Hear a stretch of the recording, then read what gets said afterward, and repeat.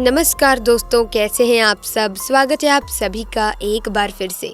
दोस्तों, आज की इस वीडियो में हम आपको बिहार के एक ऐसे गांव के बारे में बताने वाले हैं जहां पर 500 सालों से एक इच्छाधारी नागिन अपने नाग के लिए जिंदा है। दोस्तों, इस घटना को सुनकर आपके भी होश उड़ जाएंगे, तो हम आपसे यही कहेंगे कि इस वीडियो को बिना स्किप किए आखिर तक जरूर देखिएगा ताकि आपको पूरी घटना के बारे में पता लग सके।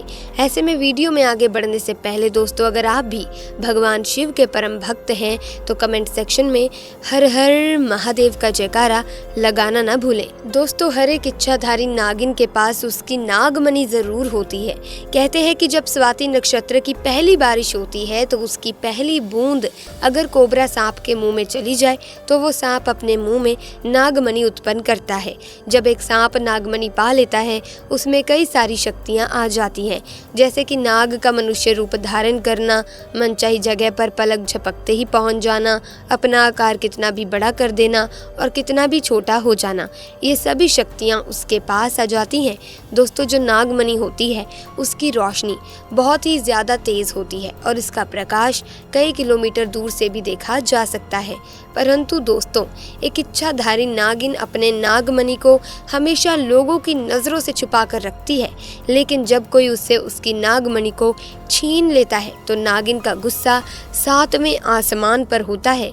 ऐसे में एक सच्ची घटना आज हम आपको बताने वाले हैं जो बिहार के दरभंगा के एक गांव में घटित हुई, जो कि जंगल के बिल्कुल करीब बसा हुआ है। इसी गांव में जयंत और सुरेश नाम के दो व्यक्ति रहते थे।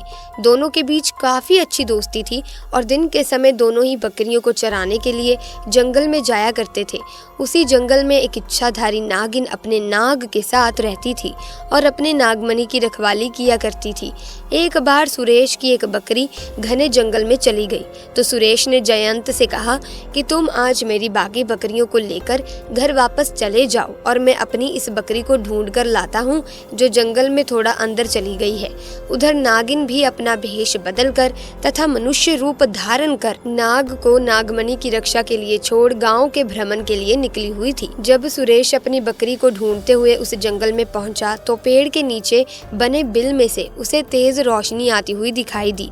उसे लगा कि कोई कीमती हीरा या फिर आभूषण उसके नीचे छुपा हुआ है, तो उसने उसी पेड़ की टहनी को तोड़ा और एक बड़ा सा डंडा बना लिया और उस बिल को जोर जोर से मारकर तोड़ने लगा।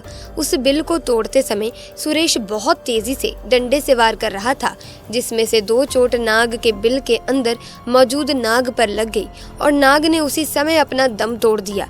जब सुरेश ने मरे हुए नाग को देखा और उसके पास तेज चमकती हुई मणि को देखा तो वो समझ गया कि वो चमकती हुई चीज और कुछ नहीं बल्कि एक नागमणि है। उसने पहले नाग को डंडे से हिलाया और ये सुनिश्चित किया कि नाग मर गया है या फिर जिंदा है। फिर उसने जब इस बात को पक्का कर लिया कि नाग वाकई में मर गया है तो उसने अपनी जेब से रुमाल निकालकर उसके अंदर उस नागमणि को रख लिया और भागता हुआ तेजी से घर को निकल गया और ये भी भूल गया कि वो जंगल में अपनी बकरी को ढूंढने आया था और वो बकरी अभी भी जंगल में ही रह गई है। इधर जब नागिन वापस अपने बिल की तरफ लौटी तो जैसे ही उसने नागमणि गायब पाई और अपने नाग को मरा हुआ देखा तो वो गुस्से से आग बबूला हो गई। उसने अपनी शक्ति से नाग की आंखों में ये देख लिया कि उसके नाग का कातिल कौन है। दोस्तों, सुरेश ने अब एक बहुत बड़ी गलती कर दी थी। उसने नाग के मरे हुए शरीर को वहीं जंगल में छोड़ दिया था। अगर वो नाग के शरीर को उसी समय जला देता तो शायद नागिन को उसके बारे में पता ही नहीं चलता। उधर सुरेश बहुत खुश था क्योंकि उसे दुनिया की सबसे शक्तिशाली चीज मिल चुकी थी, यानी नागमणि मिल चुकी थी। सुरेश जब घर पहुंचा तो सबसे पहले उसने नागमणि अपने हाथ में पकड़ी और इच्छा जाहिर की कि जंगल में जो बकरी खो गई है उसे वो वापस मिल जाए। तो दोस्तों, अगले ही पल चमत्कार हुआ और वो बकरी उसके घर के दरवाजे के बाहर खड़ी थी। सुरेश ये सब देखकर बहुत खुश हो गया। उसने नागमणि की सहायता से अपने घर को ही बदल दिया और अब गांव का सबसे अमीर इंसान बन चुका था, और वो भी केवल और केवल नागमणि की मदद से। अपने नाग की हत्या का बदला लेने के लिए नागिन आग बबूला हो उठी, परंतु वो विवश थी क्योंकि क्योंकि सुरेश के पास नागमणि थी और वो तब तक सुरेश को नुकसान नहीं पहुंचा सकती थी जब तक उसके पास वो नागमणि मौजूद है। दोस्तों कहते हैं कि इच्छाधारी नागिन बगैर नागमणि के कोई भी रूप धारण कर सकती है। अपनी शक्ति का फायदा उठाकर नागिन ने एक सुंदर कन्या का रूप धारण किया और सुरेश किसी काम से जब दूसरे गांव जा रहा था तो उसके बीच रास्ते में बैठ गई और रोने लगी। जब सुरेश ने देखा कि एक बहुत ही सुंदर स्त्री रो रही है तो वो तुरंत बैलगाड़ी से नीचे उतरा और उस कन्या से पूछने लगा कि आप क्यों रो रही हो। उस सुंदर लड़की के भेष में उतरी उस नागिन ने कहा कि मेरा नाम रोशनी है और मैं अपने पति के साथ दूसरे गांव में रहती हूँ, परंतु कल वो एक कन्या के साथ शादी करके आ गया और मुझे मार मार कर घर से बाहर निकाल दिया। मैं बेसहारा हूँ, लाचार हूँ। सुरेश को उस स्त्री पर तरस आ गया और उसकी सुंदरता से सुरेश बहुत मोहित भी हो उठा और उसे अपने घर ले आया। धीरे धीरे नागिन और सुरेश के बीच में दोस्ती शुरू हो गई और ये दोस्ती इतनी गहरी होती चली गई कि सुरेश को पता ही नहीं चला कि कब वो उस स्त्री के प्यार में फंस चुका था।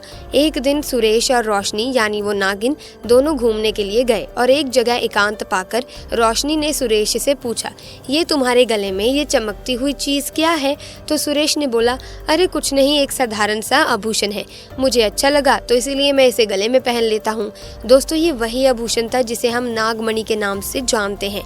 तब रोशनी बोली, अरे क्या तुम मुझे इस आभूषण को कुछ समय के लिए दे सकते हो, क्योंकि मुझे इस आभूषण की चमक बहुत अच्छी लगी। मैं इसे पहनकर देखना चाहती हूँ कि आखिर ये मेरे गले में कैसा लगता है। इस पर सुरेश चिल्लाते हुए बोला, नहीं नहीं, मैं तुम्हें ये नहीं दे सकता, इसके बदले तुम और कुछ भी मांग लो, मैं तुम्हें दे दूंगा। इस पर रोशनी एकदम से गुस्सा होकर बोली, सुरेश तुम तो कहते थे कि तुम मुझसे बहुत प्यार करते हो, अपनी जान से भी ज्यादा प्यार करते हो, और बस मैंने तुम्हारे ये गले का आभूषण क्या मांग लिया, तुम इस चीज को मुझे देने से मना कर रहे हो, मुझ पर गुस्सा कर रहे हो। रहने दो, मैं जानती हूँ कि तुम्हारे लिए क्या ज्यादा मायने रखता है। दोस्तों फिर सुरेश ने ना चाहते हुए भी वो आभूषण रोशनी को दे दिया और रोशनी को देते हुए बोला, ठीक है कुछ समय के लिए तुम इसे पहन सकती हो, परंतु ध्यान से इसे कहीं घुमा मत देना। दोस्तों जैसे ही रोशनी के हाथ में वो नागमणि आई, रोशनी का तो रूप एकदम से बदलने लगा।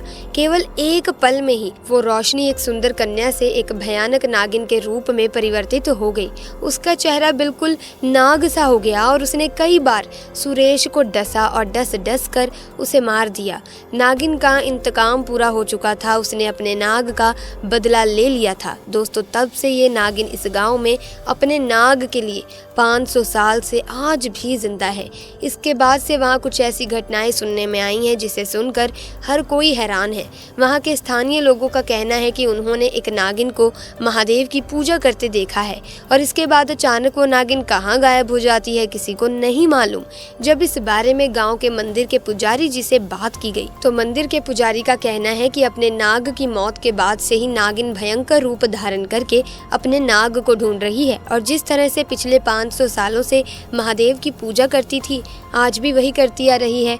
नागिन इस मंदिर में आती है और भगवान शिव से अपनी प्रार्थना करके बिना किसी को नुकसान पहुंचाए वहां से चली जाती है। आज भी लोग कहते हैं कि तकरीबन 500 साल से ये नागिन इस मंदिर में आ रही है। तो दोस्तों आज की वीडियो में बस इतना ही। अगर आपको ये घटना अच्छी लगी तो वीडियो को लाइक और शेयर करना ना भूलें।